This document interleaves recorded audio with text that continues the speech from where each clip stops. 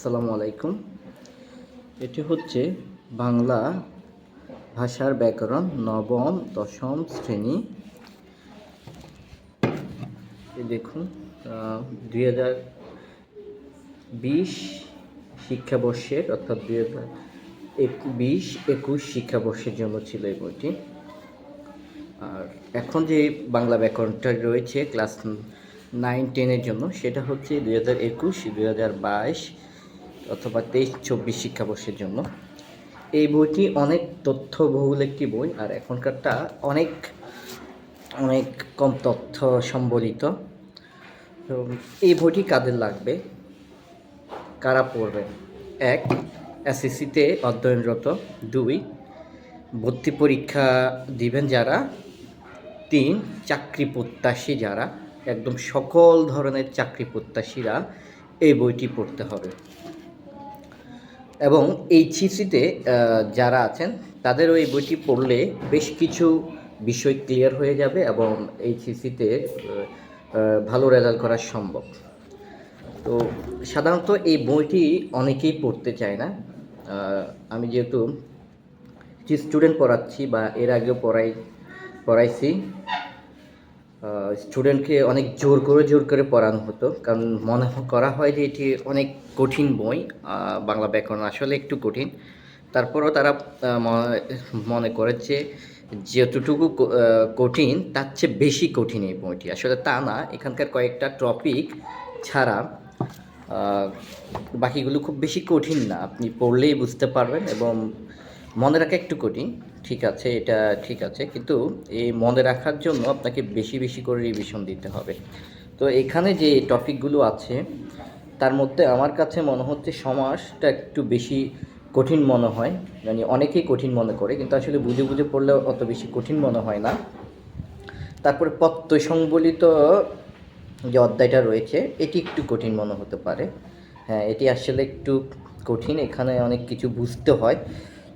বাকি যে টপিকগুলো আছে আমার দীর্ঘদিনে পড়ানোর অভিজ্ঞতা থেকে এবং নিজের চাকরি পরীক্ষার জন্য পড়ার অভিজ্ঞতা থেকে মনে হয় না যে আসলে অনেক বেশি কঠিন।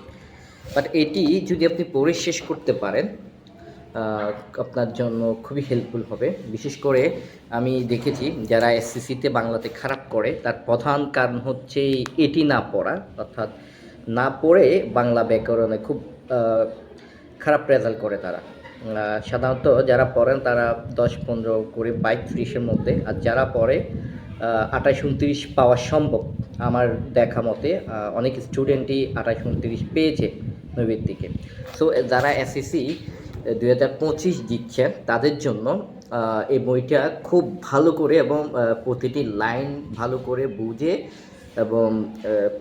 বুঝে পড়া এবং তার সাথে মনে রাখার চেষ্টা করাটা খুবই গুরুত্বপূর্ণ, তাহলে নৈর্বৃত্তিকে ভালো করা যাবে। বর্তমান যে বইটা রয়েছে সেটির কথা বলতেছি, সেজন্য তাদের জন্য আরও ইজি হয়ে গেছে, কারণ অনেক কম তথ্য সংবলিত এটি। আর এর আগের 2020-21 শিক্ষাবর্ষের আগের যে বইটি সেটা অবশ্যই যারা চাকরি পরীক্ষা দিবেন তাদের পড়া উচিত এবং যারা ভর্তি পরীক্ষা দিবেন তাদের পড়া উচিত।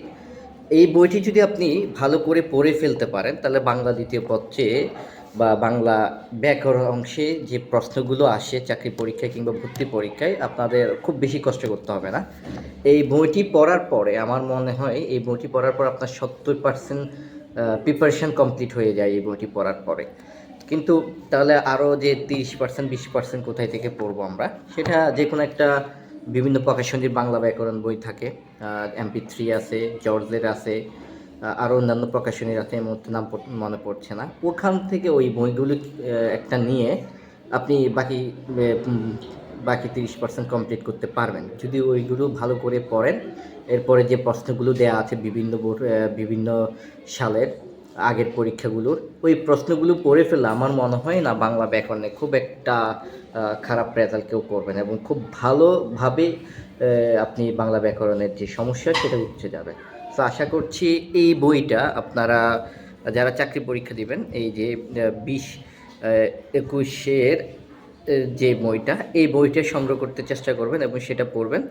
আর যারা এসএসসিতে আছে তাদেরকে অবশ্যই তাদের যে বর্তমান পাঠ্য বইটি রয়েছে সেটি ভালো করে পড়া দরকার, এবং পড়লে তাদের এসএসসিতে খুব ভালো রেজাল্ট করতে সক্ষম হবে বলে আমি মনে করি বাংলা দ্বিতীয় পত্রে। এবং সেই সাথে তাদেরও একটা বেসিক গঠন হবে, যদিও খুব ভালো করতে পারবে বলে মনে হয় না, কারণ এইটা পড়তে হবে, কারণ এটাই সবচেয়ে বেশি তথ্যবহুল বই আগের বইটি। তো আশা করছি সবাই এটা পড়বেন এবং নিজেদেরকে গুছিয়ে নেবেন। সামনে অনেক পরীক্ষা আসছে এবং পরীক্ষাগুলো ভালোভাবে দিবেন। ধন্যবাদ সবাইকে।